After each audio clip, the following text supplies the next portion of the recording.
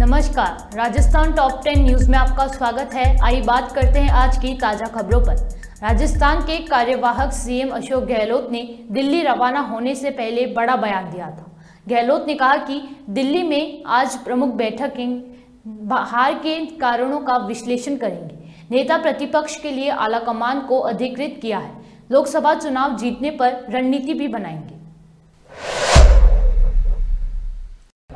भाई ये नहीं 7 दिन हो गए, लगभग 7 दिन में ये अपना चेहरा घोषित नहीं कर पा रहे हैं और ये हमारे ऊपर आरोप लगाते हैं।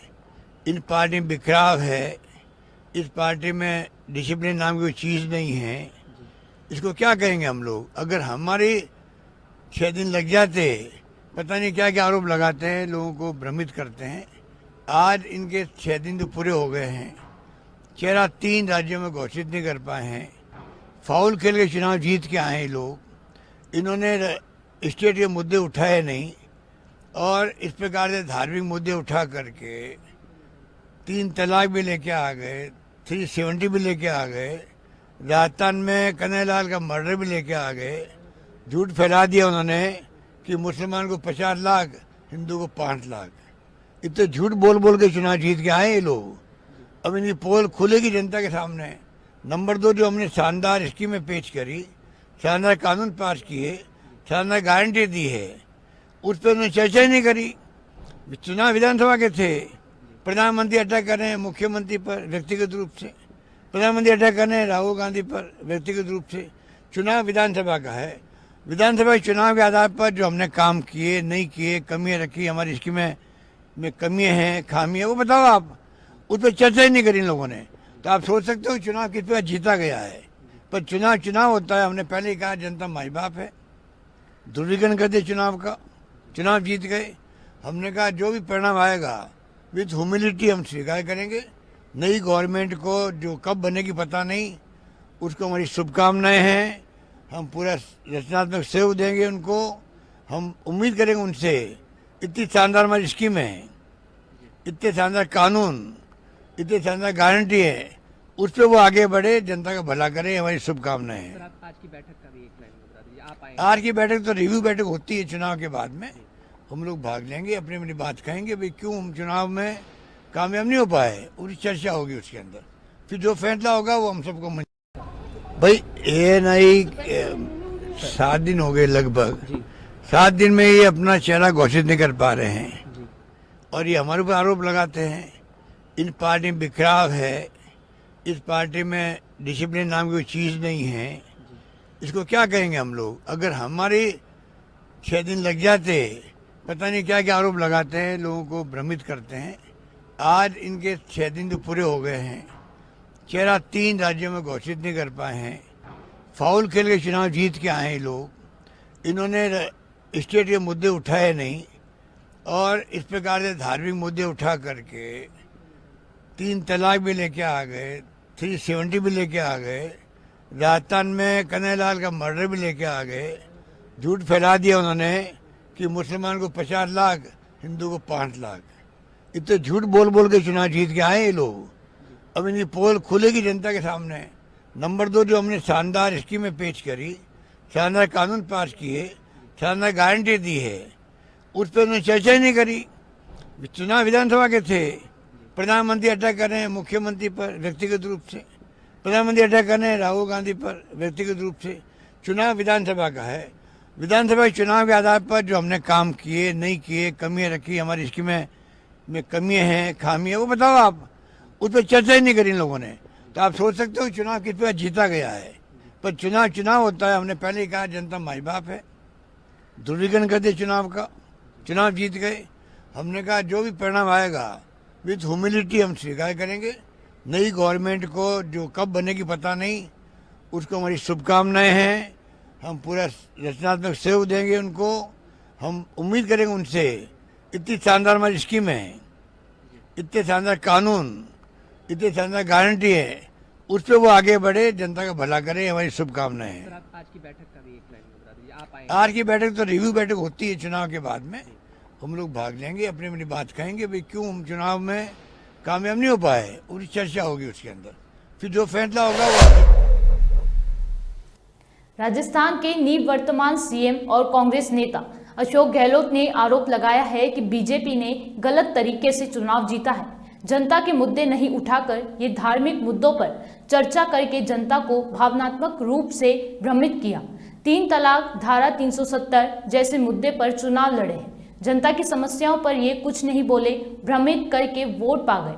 उन्होंने कहा कि अब बीजेपी की पोल खुल रही है। आपने फूट है, झगड़े हैं, ये है वो है। अब इनको पूछो आप क्या है, आपके वहाँ क्या है।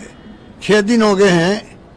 कल भी जो हत्या हुई थी जो गोगा मंडी की, गोगा मेडी की, उसके लिए मुझे लिख के भेजना पड़ा है भारत सरकार को। मेरे साइन से गया है।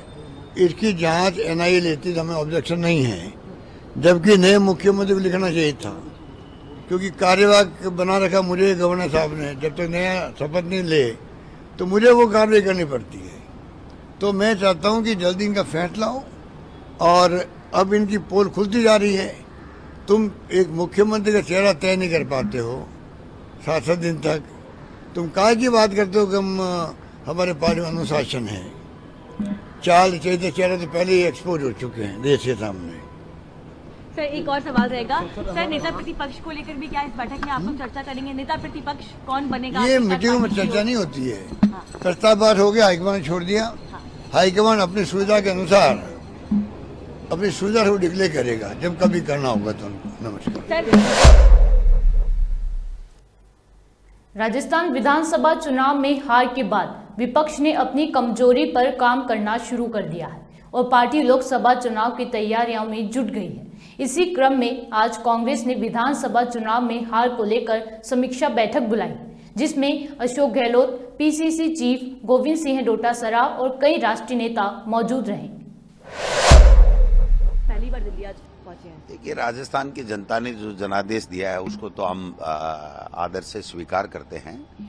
हमने अच्छी मेहनत की, योजनाएं हमारी अच्छी थी, चुनाव अच्छा लड़ा, लेकिन परिणाम जो सकारात्मक नहीं रहा। तो हम सब मंथन कर रहे हैं, चर्चा कर रहे हैं। तमाम जितने कैंडिडेट थे, हमारे संगठन के लोग थे, उनसे सबसे हम लोग चर्चा कर रहे हैं। और चर्चा करने के बाद में आज पार्टी आला कमान ने मीटिंग बुलाई है, तो उसके अंदर हम लोग चर्चा करेंगे कि किस तरीके से हम में क्या कमियां रही जिसकी वजह से हम सरकार में पुनः नहीं लौट पाए। और उसके बाद में उन चर्चाओं के आधार के ऊपर पार्टी नेतृत्व जो आगे दिशा निर्देश देगा उसमें मजबूती के साथ में हम लोकसभा चुनाव में जाएंगे। और लोकसभा चुनाव में भीलवाड़ा जिले में 10 दिसंबर से चलाए जा रहे उप राष्ट्रीय पल्स पोलियो टीकाकरण अभियान के तहत आज जागरूकता रैली निकाली गई। ये रैली ज्यादा से ज्यादा बच्चों को पोलियो की दवाई पिलाने के लिए लोगों को जागरूक करने हेतु निकाली गई है। 0 से 5 वर्ष तक की आयु के बच्चों को पोलियो वैक्सीन की खुराक पिलाई जाएगी। पल्स पोलियो का उपराष्ट्रीय कार्यक्रम है 10 तारीख से 12 तारीख तक। 10 तारीख को आज बूथ का कार्यक्रम है और उसके लिए आज 9 तारीख को हमने एक रैली का आयोजन किया है लोगों में जन जागरूकता के लिए।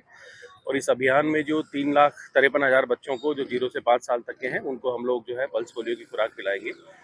साथ ही जो है 1500 बूथ जो है हमने पूरे जिले में बनाए हैं, शाहपुरा और भीलवाड़ा जिला दोनों मिला के। तो उन बूथ की एक्टिविटी हमारी कल सुबह 9 बजे से शुरू हो जाएगी और शाम को 5 बजे तक पिलाएंगे। और अगर उसमें कुछ बच्चे छूट जाते हैं तो उनको अगले दिनों में कवर करेंगे।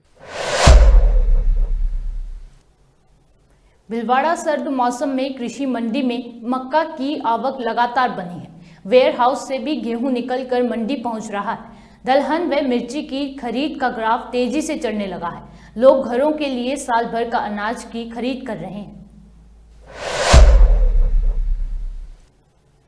देश के उपराष्ट्रपति जगदीप धनखड़ शनिवार को एक दिन के दौरे पर राजस्थान के बांसवाड़ा जिले के गोविंद गुरु जनजाति विश्वविद्यालय में आए।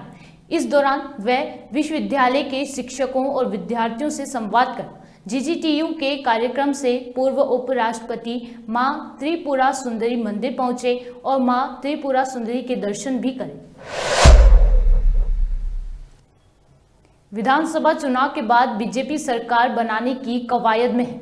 रामगंज मंडी से विधायक मदन दिलावर ने मीडिया से बातचीत करते हुए कहा कि केंद्रीय नेतृत्व सीएम का नाम तय करेगा और हम सभी केंद्रीय नेतृत्व के साथ हैं। राजस्थान में पूर्व सीएम वसुंधरा राजे के बेटे पर लग रहे रिजॉर्ट पॉलिटिक्स के आरोपों के बीच यूपी कांग्रेस के प्रदेश अध्यक्ष अजय राय ने बीजेपी को घेरा है। उनका आरोप है कि रिजॉर्ट की राजनीति में बीजेपी ही सबसे आगे है। अजय राय ने तेलंगाना का उदाहरण देते हुए सीएम को लेकर कांग्रेस की स्पष्ट रणनीति और समय पर सरकार गठन के प्रति गंभीरता की बात कही। उन्होंने ईवीएम के मुद्दे पर भी कांग्रेस नेताओं की ओर से लग रहे आरोपों का जायजा ठहराते हुए इसे लेकर बीजेपी से जवाब मांगा है।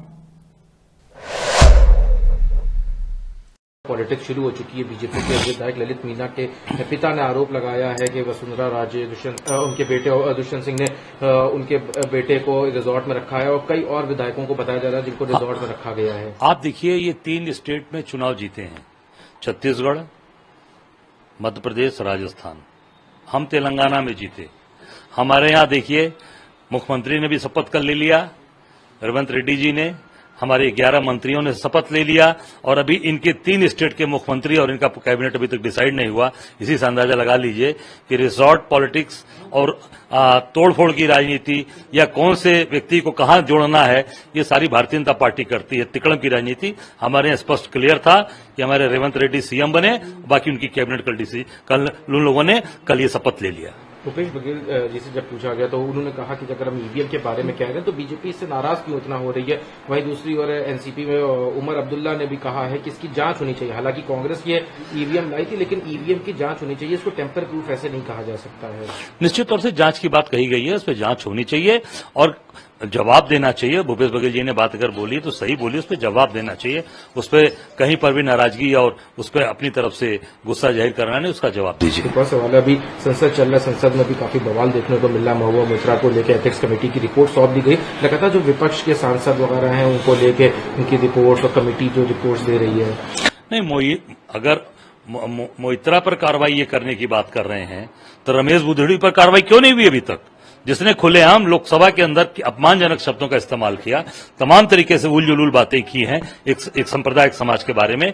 सबसे पहले रमेश बुधड़ी पर कार्रवाई होनी चाहिए। काफी सवाल है, सीएम योगी दिल्ली दौरे पे हैं, फिर से कैबिनेट एक्सपेंशन की बात आ रही। कई लोग जिनको कैबिनेट एक्सपेंशन की आशंका, चाहे वो ओम प्रकाश राजभर हो, उनको अभी तक कोई हल नहीं मिला है। लेकिन अभी भी क्या लग रहा है कि कैबिनेट एक्सपेंशन होगा नहीं होगा, इसके बारे में जो या खाली अब वो तो हफ्ते में 2 दिन योगी जी को बुलाया जाता है, वहां पर समझाया जाता है, पर योगी जी मान नहीं रहे हैं, जैसा मुझे पता चला है। योगी जी इनको कैबिनेट में लेने के लिए तैयार नहीं है, तो आपस में रस्साकसी चल रही है। जैसे 3 स्टेट में चल रही है, उसी तरह उत्तर प्रदेश के अंदर भी चल रही है। वो तो चला रहे हैं, पर योगी जी मान नहीं रहे हैं, वो बनाना ही नहीं चाहते हैं। और बेचारे ओम प्रकाश राजभर भी आस लगाए हुए हैं कि अब बनने वाला, डेट बताया, कई बार डेट बता के बेचारे बैठ गए। तो मैं समझता हूं क्या करें, अब वो परेशान है और उसमें योगी जी को रोज बुलाकर वहां पे समझाया जा रहा है, उनको कायदे से पूरी उससे फोर्स के साथ समझाया जा रहा है, पर वो समझ नहीं रहे हैं। तो क्या लग रहा है, स्टेट और सेंट्रल का कोई समन्वय नहीं स्थापित हो पा रहा है? नहीं, आप देखिए सामने ही है भाई, हमारी एक स्टेट के अंदर चुनाव हुए, तेलंगाना में हमारी सरकार बन गई, हमने वहां शपथ दिला दिया। 3 स्टेट इनके अभी पर्यवेक्षक तय हो रहे हैं और आपने ही कहा कि अभी इनके रिजॉर्ट पॉलिटिक्स शुरू हो गई। तो ये पूरी तरीके से अपने ही बनाए हुए मायाजाल में। राष्ट्रीय राजपूत करनी सेना के अध्यक्ष सुखदेव सिंह गोगा मेरी की हत्या करने वाले दोनों शूटरों की राजस्थान पुलिस पूरे जोर शोर से तलाश कर रही है। इसी बीच खबर ये सामने आई है कि दोनों हत्यारे राजस्थान से निकलकर दिल्ली और हरियाणा की सीमा में घुस चुके हैं। पुलिस को इस बात की पुख्ता सूचना मिली कि गोगा मेरी की हत्यारे हरियाणा या फिर दिल्ली में छुपे हुए हो। इसके बाद राजस्थान पुलिस ने हरियाणा व दिल्ली पुलिस से संपर्क भी किया है। दिसंबर का महीना जैसे जैसे आगे बढ़ रहा है, कड़ाके ठंड का असर भी नजर आने लगा है। राजस्थान के कई जिलों में पारा 10 डिग्री के नीचे जा चुका है। सबसे सर्द सीकर का फतेहपुर इलाका है, जहां पारा 5 डिग्री रिकॉर्ड किया गया। सीकर जिले की बात करें तो वहां न्यूनतम तापमान 6 डिग्री और चूरू में 6.6 डिग्री पहुंच गया है। कई और जिलों की स्थिति ज्यादा अलग नहीं है। इनमें हनुमानगढ़, श्रीगंगानगर, सिरोही शामिल है। राजस्थान टॉप 10 न्यूज में आज के लिए सिर्फ इतना ही। देखते रहिए पॉपुलर टीवी। धन्यवाद।